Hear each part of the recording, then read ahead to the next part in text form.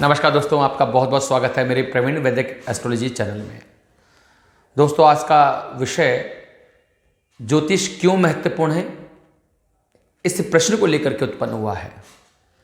क्योंकि कई बार जब हम आस पड़ोस में देखते हैं, समाज को देखते हैं, मित्रों को देखते हैं, अपने परिवार के सदस्यों को देखते हैं, तो उनसे ज्योतिष के बारे में व्यंग और हास्य सुनने को मिलता है, जो ज्योतिष को जानने वाले के लिए थोड़ा सा अखरता है। प्रश्न ये नहीं है कि वो ज्योतिष को नहीं जानते, प्रश्न ये है कि वो ज्योतिष को वास्तव में नहीं जानते, इसलिए उसका व्यंग उड़ाते हैं। और जब मुसीबत में फंसते हैं तब ज्योतिष का सहारा लेते हैं। अगर वो समय रहते ज्योतिष का सहारा लेते तो जो उनकी मुश्किलें आती हैं, मुश्किलें आती तो सही, लेकिन वो उनकी मात्रात्मक रूप क्या हो जाती, कम हो जाती है। तो यही प्रश्न लेकर के मैं आज आप सबके सामने उपस्थित हुआ हूं कि ज्योतिष क्यों इंपॉर्टेंट है, क्यों ग्रहों का, राशियों का हमारे जीवन पे इतना अधिक प्रभाव पड़ता है। देखिए, हमने पृथ्वी पर जन्म लिया है तो पृथ्वी पर हमारी मृत्यु निश्चित है, इसको तो कोई काट नहीं सकता। पृथ्वी और मानव का बहुत बड़ा संबंध है, क्योंकि पृथ्वी पर मानव जीवन है। पृथ्वी सौरमंडल का एक ग्रह है। बहुत सारे ग्रह, उपग्रह, तारा, छाया ग्रह हैं जो पृथ्वी पर रहने वाले मनुष्य पर अपना प्रभाव डालते हैं। समय समय पर मनुष्य के जीवन में अप एंड डाउन आते रहते हैं। वो उसका कारण होता है ग्रहों का शुभ और अशुभ प्रभाव। जब पृथ्वी के सामने कोई भी ग्रह सीधे में आता है, उसके सीधे में आ जाता है, या पृथ्वी ग्रहों के सीधे में आ जाती है, तो उन ग्रहों का डायरेक्ट इम्पैक्ट पृथ्वी के ऊपर पड़ता है और पृथ्वी की में रहने वाले मनुष्य पर और पशु पक्षियों पर पड़ता है।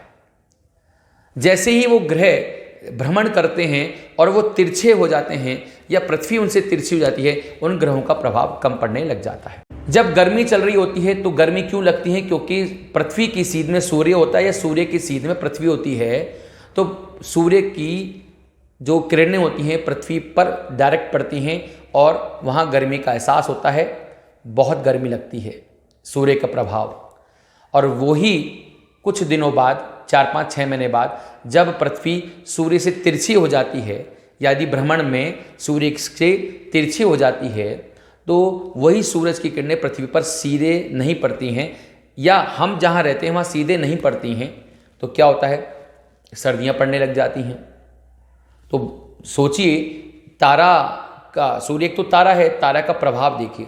तो हमारी पृथ्वी जब सूर्य के चक्कर लगाती है तो सूर्य के और भी तो ग्रह चक्कर लगाते हैं। अब वो ग्रह भ्रमण करते हुए जब पृथ्वी के आसपास पहुंचते हैं या पृथ्वी की सीध में पहुंच जाते हैं, कोई ग्रह पृथ्वी से पीछे होता है, कोई ग्रह पृथ्वी से आगे होता है, और जब वो साथ में चल रहे होते हैं तो उन ग्रहों का प्रभाव पृथ्वी पर डायरेक्ट पड़ता है और पृथ्वी पर रहने वाले मनुष्य पर भी डायरेक्ट प्रभाव पड़ता है। इसलिए ग्रह अपना स्वाभाविक असर तो दिखाते ही दिखाते हैं। जब एक बच्चा माँ के गर्भ में होता है तो वो ग्रहों के प्रभाव से दूर रहता है, लेकिन जैसे ही वो बच्चा माँ के गर्भ से बाहर आता है तो ग्रहों का प्रभाव उस बच्चे पर पड़ता है और हमको शुभ और अशुभ संकेत देखने को मिल जाते हैं। जिस तरह से जीने के लिए खाद्य पदार्थ, लवण, विटामिन और बहुत सारी चीज़ों की आवश्यकता रहती है, उसी प्रकार एक आदर्श जीवन जीने के लिए भाग्य का प्रबल होना, आय के स्रोत होना, पति पत्नी, संतान और बहुत सारी चीज़ों का होना आवश्यक होता है। जब इन चीज़ों में उतार चढ़ाव होता है, वो किस कारण से होता है? जब ग्रहों के आनुपातिक जो प्रभाव होते हैं और जो उनका संतुलन होता है, अगर वो बिगड़ जाता है तो इन प्रभावों में कम या ज़्यादा होने लग जाता है, उनका संतुलन बिगड़ जाता है। हम अपनी एस्ट्रोलॉजी के अंदर ये जो संबंध हैं, आनुपातिक जो विसंगता आ गई है, असंतुलन आ गया है, उसको ठीक करने की कोशिश करते हैं रेमेडीज से। रेमेडीज में कपड़े होते हैं, धागा होता है, रत्न होते हैं, रत्न भी पहना करके हम रेमेडीज करते हैं। आपको एक छोटा सा एग्जाम्पल देता हूं कि धनु लग्न की कुंडली के अंदर, धनु लग्न मतलब लग्न के अंदर 9 नंबर लिखा हुआ है, तो धनु लग्न की कुंडली हुई, इसमें शुक्र का स्थान क्या होगा? शुक्र की राशियां कहाँ आएंगी? छठे भाव में और 11वें भाव में। छठा भाव रोग, ऋण, चिंता, का होता है, कंपटीशन का होता है, और 11वां भाव होता है हमारी फुलफिलमेंट्स का, हमारे डिज़ायर फुलफिलमेंट्स, हमारे बड़े भाई बहन, हमारे दोस्त, हमारा समाज, हमारी कंसल्टेंसी। तो जब शुक्र की 2 राशियां होती हैं तो शुक्र की जब महादशा या अंतरदशा आएगी धनु राशि में, मतलब जब महादशा अंतरदशा आएगी तो शुक्र के ये दोनों स्थान एक्टिव हो जाएंगे। साथ में शुक्र जहां बैठा होगा, पहले भाव में, द्वितीय, तृतीय, चतुर्थ, पंचम, षष्ठम, कहीं भी बैठा होगा, वो भाव भी एक्टिव हो जाएगा। मतलब जब किसी भी ग्रह की दशा या महादशा आती है तो वो जहाँ बैठता है, जहाँ उसकी राशियाँ होती हैं, वो भाव एक्टिव हो जाते हैं। साथ में वो ग्रह जहाँ देखेगा कहीं ना कहीं वो भाव भी एक्टिव हो जाता है। तो ये नहीं है कि आज अपनी दशा चल रही है शुक्र की और हम गुरु की दशा के बारे में सोच रहे हैं, हम सूर्य की दशा के बारे में सोच रहे हैं, ना, वो भाव तो एक्टिव ही नहीं है, वो भाव बहुत कम असर दिखाएंगे। लेकिन जो दशा, अंतरदशा, प्रत्यंतर दशा चल रही है, उससे रिलेटेड जो भी ग्रह राशियां हैं जो एक्टिव हो जाती हैं, उन्हीं से रिलेटेड इशू आते हैं और उन्हीं से रिलेटेड हमको रेमेडीज करनी पड़ती हैं। ये नहीं कि हमारे 16 साल बाद बृहस्पति की महादशा आने वाली है या 10 साल बाद सूर्य की महादशा आने वाली है, उससे कोई रेमेडी कर लीजिए, कोई मतलब नहीं उन रेमेडी करने का, कोई प्रभाव नहीं आएगा। तो आप जो भी उपाय करेंगे, जो वर्तमान में ग्रह चल रहे हैं, उनकी महादशा चल रही है, अंतरदशा चल रही है, जो उनके ग्रह हैं, जो जहाँ उनका प्लेसमेंट है, जहाँ उनकी राशियां हैं, उनसे रिलेटेड आप उपाय करेंगे तो ज़्यादा प्रभाव मिलेगा। अब उपाय क्या करें?